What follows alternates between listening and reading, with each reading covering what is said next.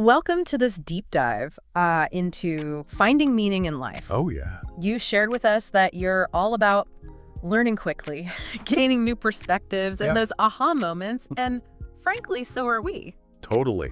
So we thought, what better guide than Morrie Schwartz, Oh, good choice. the wise professor from Tuesdays with Morrie. His approach to life, Yeah, and particularly his perspective on facing death, right. really offers a unique lens to examine what matters. It's not your typical self-help book, is it? Oh, no, not at all. It's so raw and personal. Yeah. Almost like you're part of these intimate conversations between Morrie and his former student, Mitch Albom. Yes, and that rawness Right. is what makes it so compelling. You feel like you're right there with them grappling with these big questions about life and death. Okay, so for those who haven't met Morrie yet, Yeah. he was this vibrant sociology professor, Yeah. full of life, even in his 60s. Yeah. The book even describes him dancing in a church, Wow. doing the Lindy to Jimi Hendrix. He truly embraced life, Yeah, and that makes his story all the more poignant right. because he was diagnosed with ALS.Lou Gehrig's disease.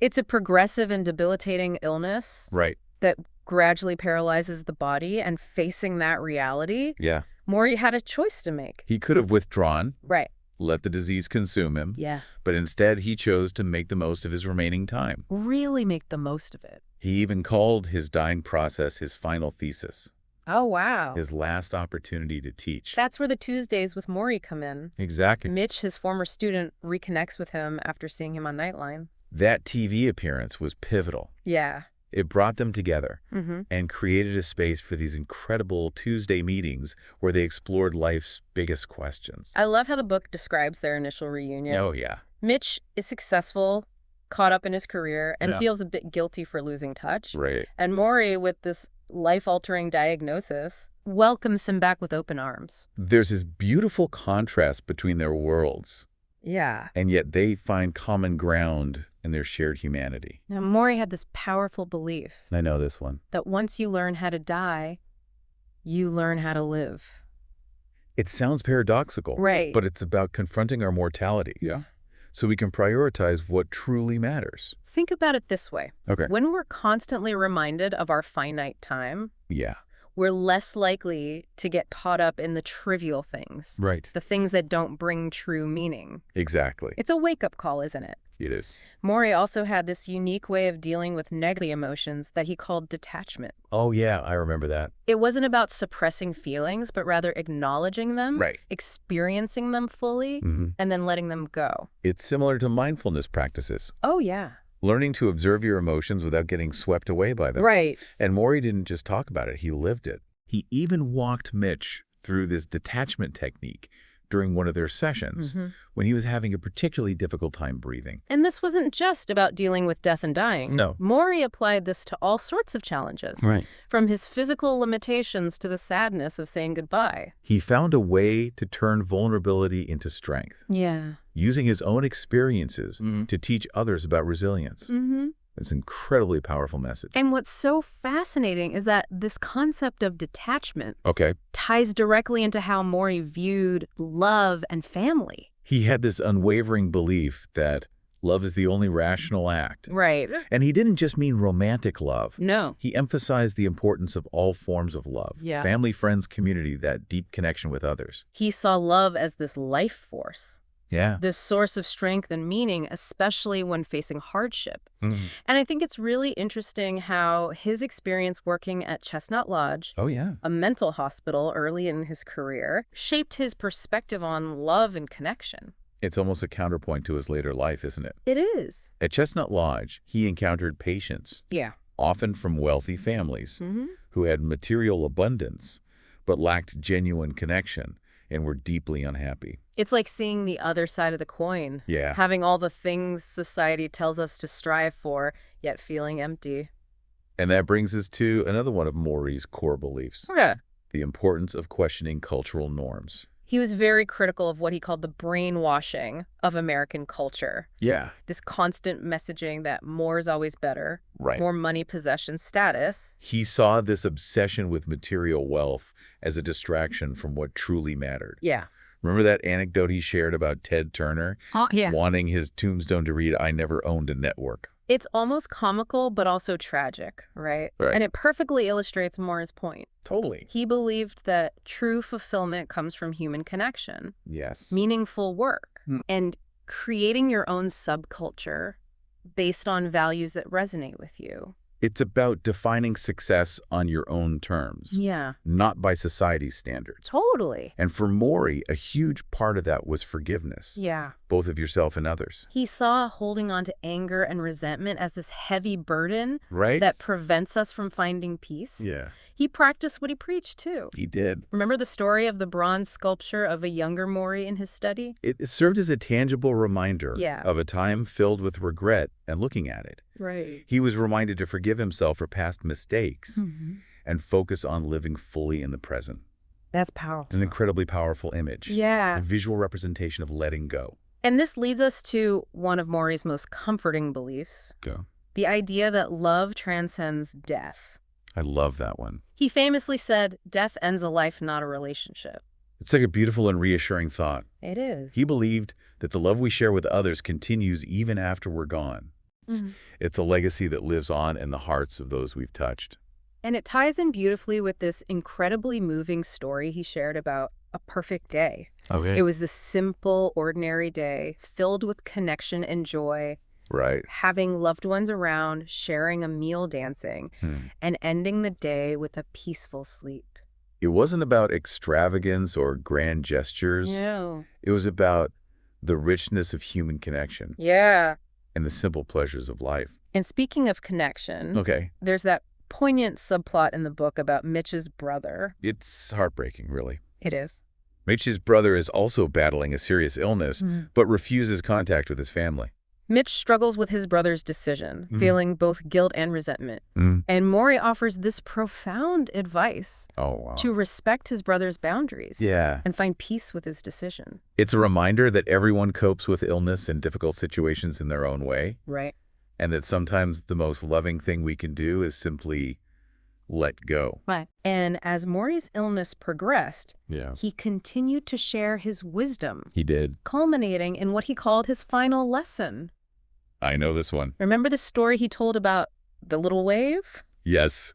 The wave that's afraid of crashing on the shore. Exactly. Another wave comes along and says, "No, you don't understand. You're not a wave. You're part of the ocean." It's a beautiful metaphor for the interconnectedness of life and death. It is. We may fear disappearing, Yeah. but we're part of something much larger than ourselves. We may come and go, Right. but the energy, the essence of who we are continues.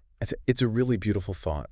It is. It's comforting in a way, isn't it? It is, yeah. To think that our individual lives are part of this vast ongoing cycle. And Morrie truly embodied that idea. Yeah. He embraced his death as a natural part of life, a final act of teaching. Right. He even chose his epitaph carefully, a teacher to the last, Oh, I like that. which perfectly encapsulates his lifelong dedication to learning and sharing. And that makes me think about how we often compartmentalize life. Yeah. Putting career ambitions or material success above everything else. Right. But Morrie really challenges us to redefine success Totally. based on values like love, community, and meaningful work. Yeah. It's about leaving behind a legacy that extends beyond just professional achievement. Absolutely. He saw how easily we can get caught up Yeah. in chasing what society deems important. But his focus was on fostering genuine human connection Right. and finding fulfillment in those relationships. And it's not just about the people we're close to in our everyday lives. No. Remember when Morrie talked about his experience Yeah. working at Chestnut Lodge and how it shaped his view Right. on the human need for connection? It was a stark contrast to the academic world, wasn't it? It was. He was treating patients who, in many ways, had all the trappings of success but were profoundly unhappy Right. because they lacked those deeper connections. That must have been a powerful realization for him. Oh, yeah, for sure. Seeing firsthand how material wealth doesn't equate to happiness. It definitely reinforced his belief that true fulfillment Yeah. comes from those genuine human interactions, something that's often missing in our increasingly fast-paced, technology-driven world. And this brings us back to his concept of creating your own subculture, Right. your own set of values that prioritize love, community, and meaningful work. He challenged his students and us as readers Yeah. to resist the societal pressures that dictate what success should look like, and instead define it on our own terms. It's like saying, hey, you don't have to play by someone else's rules. Right. Figure out what truly matters to you and build your life around that. Exactly. And part of building that life for Morrie involved facing difficult emotions head on, Right. including regret and the need for forgiveness. Remember that powerful story he shared about the bronze sculpture of his younger self? He had it made after a period of intense regret and would look at it as a reminder to forgive himself for past mistakes and focus on living fully in the present. It's such a tangible representation of that inner struggle we all face, the need to let go of past hurts, both those we've inflicted on others and those we've internalized. It makes you wonder how much lighter we could feel if we practiced forgiveness more regularly, both toward ourselves and others. Absolutely. And Morrie believed that forgiveness was essential, not only for inner peace, but also for maintaining those meaningful relationships he valued so highly. And that ties in perfectly with his belief that love transcends death. It does. He famously said, "Death ends a life, not a relationship." It's a profound statement that offers comfort in the face of loss. It is. He believed that the love we share continues to resonate, even after we're gone, echoing in the lives of those we've touched. It's like a ripple effect, isn't it? It is. The love we give and receive continues to spread outward, impacting others in ways we may never fully comprehend. Exactly. And for Morrie, that concept of connection extended beyond just individual relationships. His final lesson, the story of the wave, beautifully illustrates this idea. It's such a simple yet powerful metaphor. It is. The little wave is terrified of crashing on the shore, of ceasing to exist. But then another wave comes along and says, what does it say? No, you don't understand. You're not a wave. You're part of the ocean. And in that moment, the little wave realizes that it's not a separate entity, but rather a part of something much vaster. Something that continues even as individual waves come and go. It shifts your whole perspective, doesn't it? It does. We're not just isolated individuals. We're part of this interconnected web of life. And death then becomes less about an ending and more about a transition. Emerging back into that larger whole. It's interesting to think about how this connects with the beliefs of certain cultures. Like the Dasana tribe, who view energy as constantly flowing between all creatures, connecting birth and death in an endless cycle. It speaks to a universal human desire to understand our place in the grand scheme of things, doesn't it? It does. To find meaning in both life and death. Absolutely. And I think for someone like you, who is all about gaining new perspectives and seeking out those aha moments. This concept of interconnectedness is especially potent. It challenges us to think beyond our individual experiences and consider the larger web of life that we're all a part of. And it makes me think back to what Morrie said about creating your own subculture. Perhaps part of that is embracing ideas and perspectives that may be outside our usual frame of reference. It's about being open to new ways of seeing the world, even if they challenge our existing beliefs. And that openness is something Morrie embodied throughout his life. He did. Right up until his final days, even as his body deteriorated. His mind remained sharp, and he never stopped seeking knowledge and connection. He was a true lifelong learner. And his example encourages us to approach life with that same curiosity and willingness to grow. And for Mitch, who was caught up in the fast-paced world of journalism, Morrie's lessons were a much-needed reminder to slow down and appreciate the simple things in life.